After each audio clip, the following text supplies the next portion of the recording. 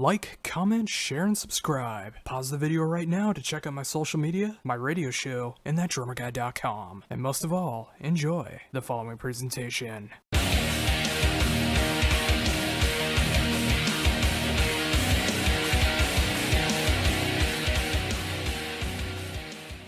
Hello.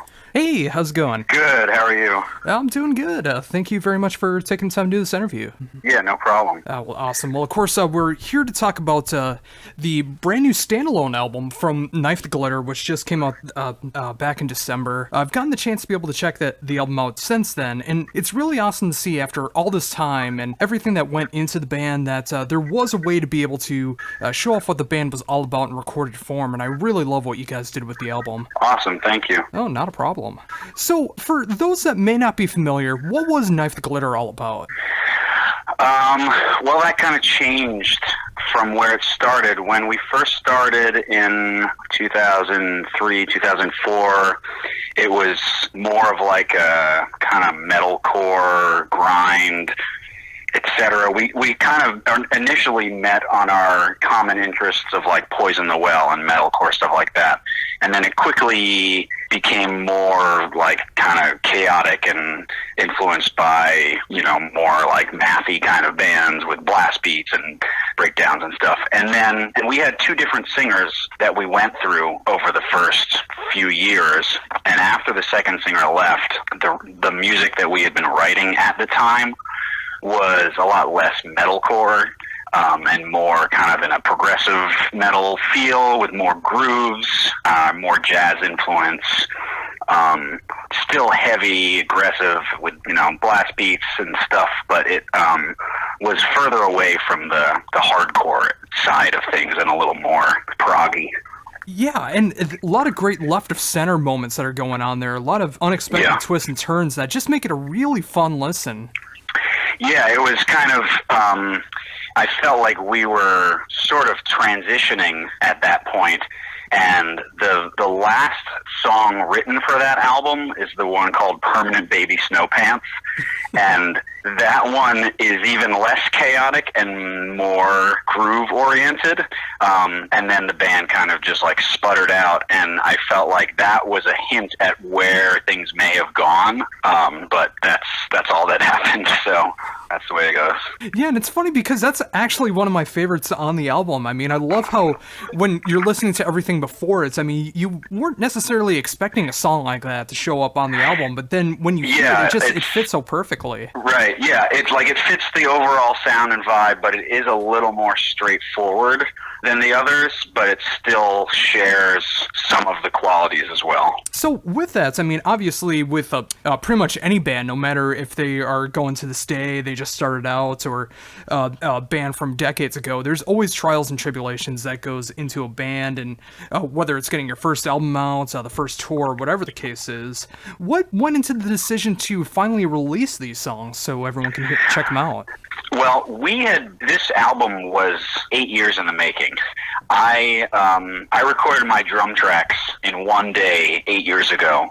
And then with the way our lives had become, I live in Philadelphia. The band is based in North Jersey, which is an hour, 45-minute drive from Philly. And I was doing that drive every weekend for practice and shows for years. And it just kind of got to I couldn't do that as much anymore. Kevin, the guitar player, he had a recording business that was growing, and he was more busy with that. And it just took way longer to get it done than we had obviously planned on. It took maybe like 3 years to get all the guitar and bass recorded, and then even more time than that to get the mixing done. And then once it was finally mixed, it was almost a year until the album actually came out.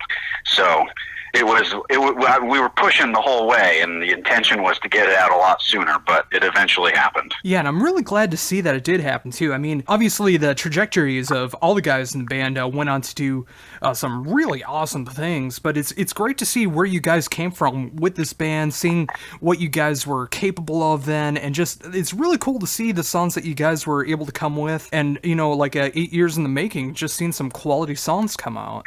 Yeah, I'm really happy with how it came out. The majority of the music was written before the recording started. There were just a few little adjustments, maybe like one riff was changed, and mostly it was just little embellishments because we were just a trio, and there were some parts where we felt like, oh, there could probably be like a lead guitar melody here, so we're going to overdub that, and we know we're never going to perform live again, so we don't even have to worry about like how are we going to do this live. It was just about creating this recording that was like the best it can be and like fully fulfilling our vision for this sound and this music that we were going after.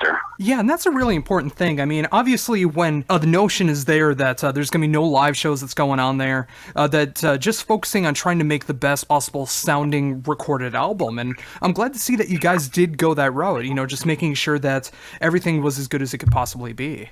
Yeah, absolutely. So with that, I mean, with having the drum tracks being done so long ago, how do you feel about listening back to them now? I'm still very happy with it.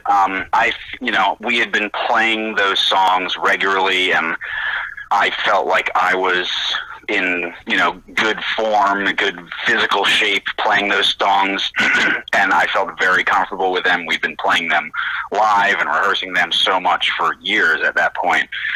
So there's really nothing that I would change about it. I'm really happy with how it all turned out. Yeah, that's so cool to hear that too.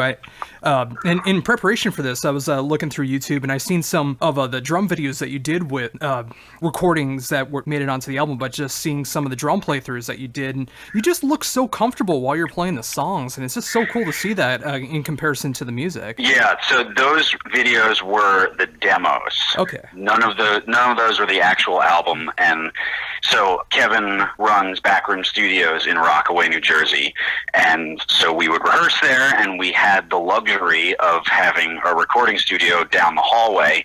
So when a song was finished being written, it's like, all right, let's go down the hallway and record a demo of it. And so we had this batch of songs. There's like maybe 5 or 6 of those videos that are up that all look the same. They're from the same day session.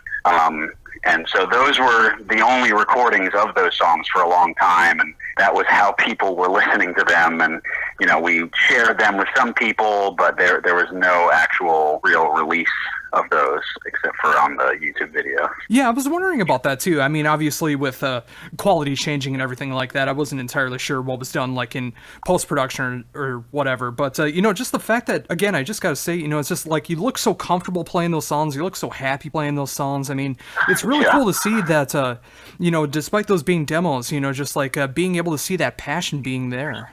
Yeah, I mean, that band and that music was the prime vehicle for my own creative voice. The way that we made that music was the three of us in the small rehearsal space. We were actually like in the boiler room or something of this rehearsal studio because we weren't going to like take any like rental money from Kevin and his business. So we were like practicing in the closet in this really tight room, and we would just spend hours and hours every weekend just like jamming and throwing out ideas, and it took a really long time to write those songs just because we went through every possible variation and just really nitpicked about every little thing, and it was definitely a true expression of our creative voices and like really making the best music that we could make at the time. So yeah, I'm really happy with it. And speaking of that, when you did have to practice in a more smaller space, did you have to change your setup at all, or were you using that kind of setup already? No, it was the same setup. I didn't have much room for anything else. I had to kind of like squeeze past the China cymbal to get to my seat, but we made it work. Oh yeah, I've been in similar situations like that where the drums are pretty much against the wall, and I just had to find my way to be able to get back there and just move the drums just enough so I could fit back there. So I definitely know what that's like. Yeah. So now, again, obviously with the album finally coming out back in December, what has been the reception to the album so far? It's been really good so far. It's been I guess a gradual thing. We didn't have a huge following ever. We kind of were like on the upward climb a couple times throughout our life as a band, and then things like sputtered out or whatever. But from the people that have been interested, that have been waiting for it, and there have been at least some people who like email us and write on our Facebook page, when is the album coming out? So for at least the fans that have been waiting for it, they've been pretty ecstatic about it, and the reception has been really good, and it feels good for people to finally hear it and love it as much as we are proud of it. Yeah, and that's, again, it's so cool to see that, because, I've been in that situation with so many bands in my past where we have so many demos out and albums worth of material, and for whatever reason, we just never got to the point to be able to release those albums. So it's great to see that a band of your guys' stature and what you guys have been able to accomplish since the formation and the breakup of the band, that you guys were able to get this album out there and show what you guys did all the way back then. Yeah, absolutely. And getting into that, I mean, it's awesome to see everything that you've been doing since then, and including the album that you were able to put out last year with John Frum. I mean, it's really, I just got the chance to check out that album last year, of course, when it came out, and I really love the progression of what you've been doing musically since those times. Thank you. When you look at Knifed Glitter to John Frum and just seeing the progression of your drumming, it's so cool. Awesome. Thanks. I appreciate that. And how did that come together? I'm very curious. So I did a solo album that came out in 2011 that was called Intensus. It was started just out as kind of like a crazy idea, where it was basically a freely improvised extreme metal album. I had been playing both in metal bands and also doing a lot of improvisation music in Philly. I went to school, I studied jazz performance. I got in with the kind of left of center music crowd, where there was this improv scene that was kind of partially between jazz and like classical sounds, but it was just not really either of those things. And I was doing these improv shows where we're just like, I'm like paired with a couple other musicians that I know, but we didn't even rehearse for the gig. It was just like, okay, we're going to open for this artist that's touring, and we're going to do an improv set and just see what happens. And that was really exciting to me. And I decided eventually, like, this improv thing, there's elements of that reach this intensity level, this tension that feels equally as visceral as when I'm playing metal. And I wanted to fuse the two things. So I did. I improvised the drums for the Intensus record, start to finish in one take, and then I took a year or two to record guitar and bass on top of it and like compose songs on top of the drum improvisations. And then I got guest vocalists from the various bands that Knife the Glitter had toured with or played shows with. I got the singer from Between the Buried and Me, A Life Once Lost, Number 12 Looks Like You, East of the Wall, some other local bands that we were friends with. And so that came out on Metal Blade, which was a huge, exciting accomplishment for myself. And then it was a recording project, so it wasn't a real band. And then someone who was interviewing me for that was like, would you do this live? And I was, well, no, I can't really. The way it was made, I can't really do it live. But maybe I should start a band that plays this kind of music and incorporates improvisation. And that's how John Frum started. I knew Matt, the guitarist, from his band Cleric that we had played with, and they just put out an album this past year, which is amazing also. We started jamming and writing, and the idea was to have basically metal songs, but to incorporate improvisation somehow into it. We started writing, and then pretty soon after, we talked to Liam, who is in Dillinger, and him and I were friends. Knife the Glitter was already close with the Dillinger folks because we're from the same town in New Jersey. We practiced in the same area. I had actually tried out for Dillinger at one point. So they were already friends, and, I knew he was a great bass player, and he lived in the same neighborhood as me, so it just made sense. Hey, we're starting this new band, you want to try it?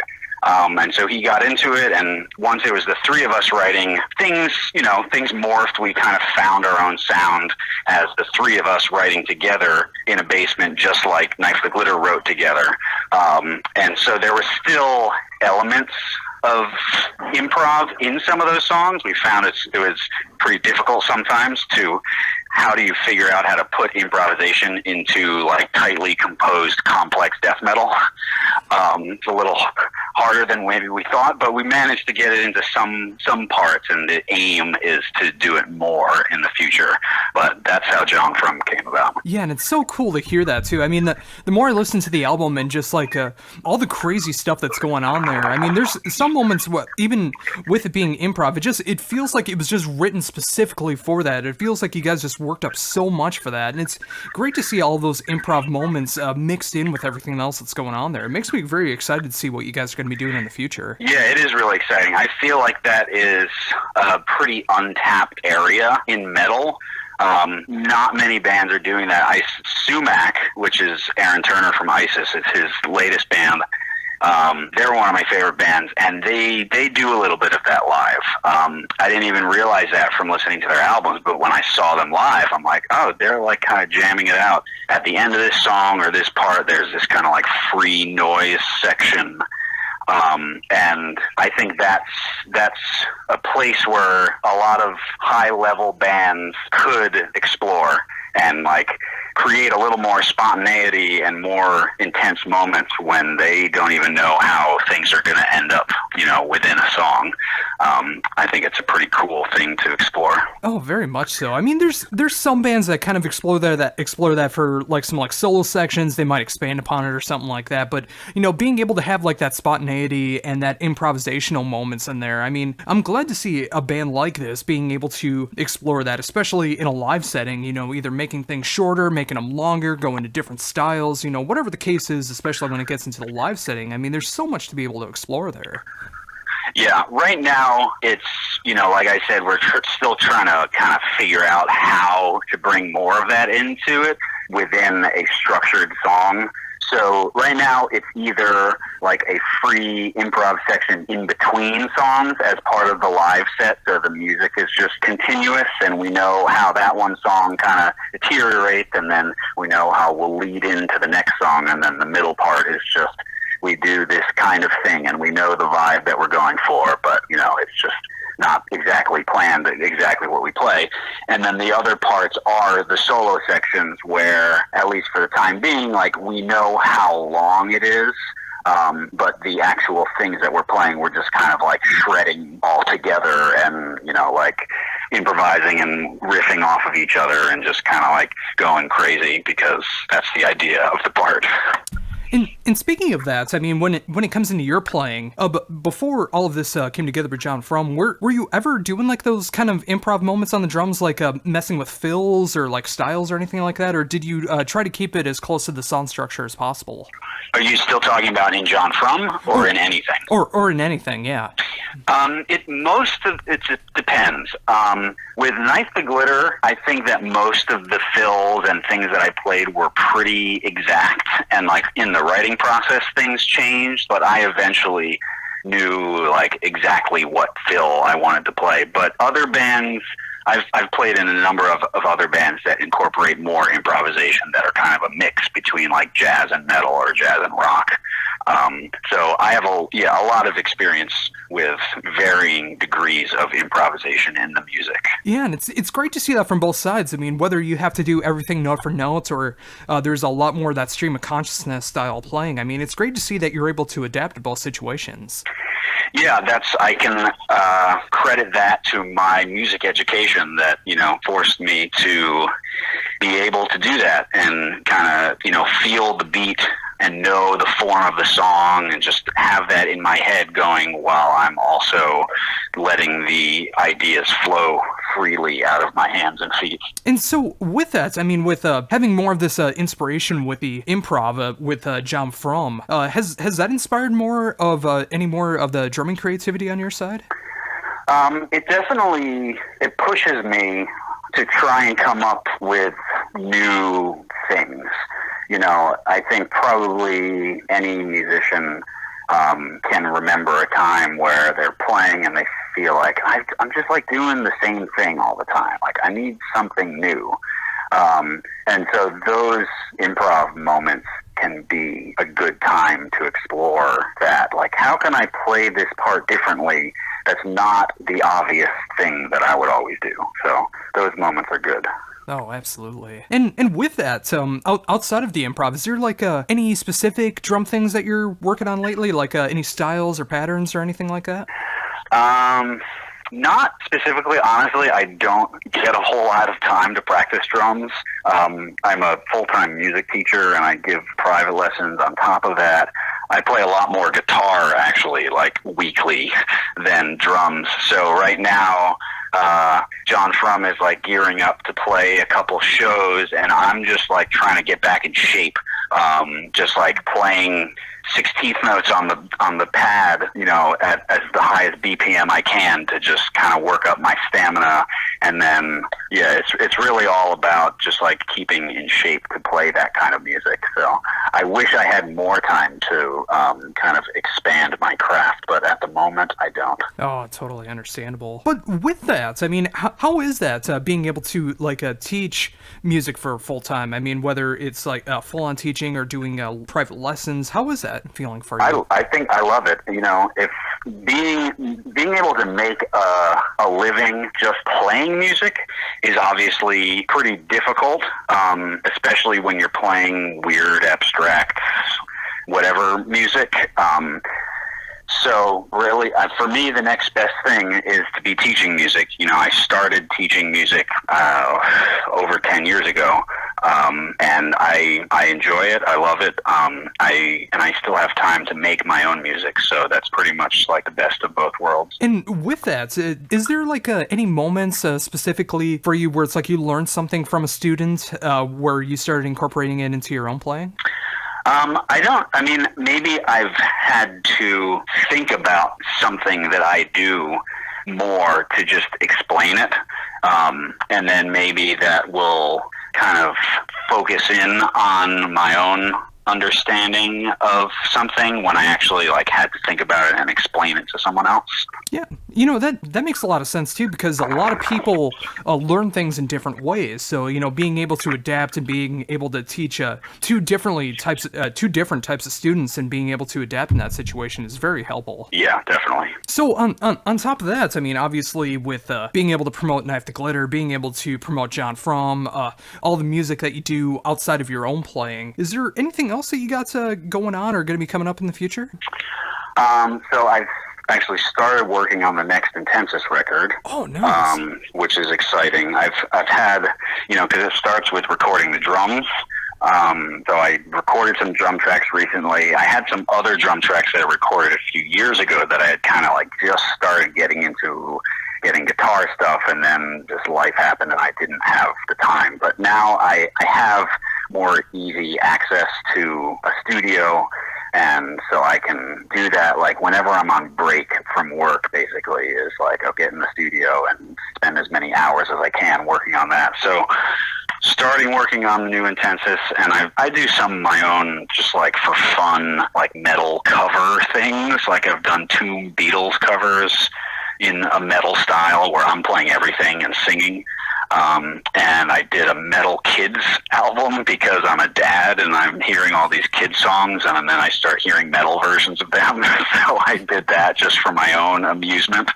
Oh, that's so cool. I mean, you know, again, you know, it's just like being surrounded by music as much as you are. I mean, being able to find like inspiration in different styles of music and being able to incorporate it in something that you'd love to be able to play. I mean, that's so cool. Yeah, it's great. I'm very fortunate. Oh. And with it, I'm very excited to see the next Intensis album coming out too. I mean, learning about how that all started and what eventually formed into John Frum, being able to see you go back into Intensis and start working on some new stuff with that. I mean, that makes me very excited to see that that's still going to be continuing on. Yeah, cool. Yeah, I'm excited to see how it turns out. It's funny because the first one, I didn't really know how it was going to turn out, and it turned out like, wow, that was kind of probably better than I expected it to be. So now I feel like the stakes are a little higher and the pressure is on. So I need to see if I can actually do something that I think is good enough and worthy of putting out alongside the other stuff. Oh, awesome. Well, I definitely have faith in it. I mean, with everything that I've heard you've done, whether it be John Frum, whether it be Knife the Glitter, different YouTube videos that I've seen, just everything that you're doing right now. I mean, it's very cool and very inspiring to see everything that you're able to do right now. And it makes me happy to see that you are able to keep all of that up and keep that inspiration going. Yeah, well, thank you. I appreciate it, and I'm glad that people can hear it and enjoy it, because it's, I make the music because I want to, for me, for my own creative passion and artistic expression. So it's just kind of a bonus when other people pay attention and like it also. Oh, very much so. Well, once again, thank you so very much for being able to talk to me about everything that you got going on, being able to promote the Knife to Glitter album, which of course is available now, talking about the John Frum album, which is of course available now through Relapse, everything to look forward to in the future, everything that you got going on right now. It was awesome to be able to talk about everything that you got going on, and I really appreciate you taking the time. Yeah, thanks very much for talking to me too.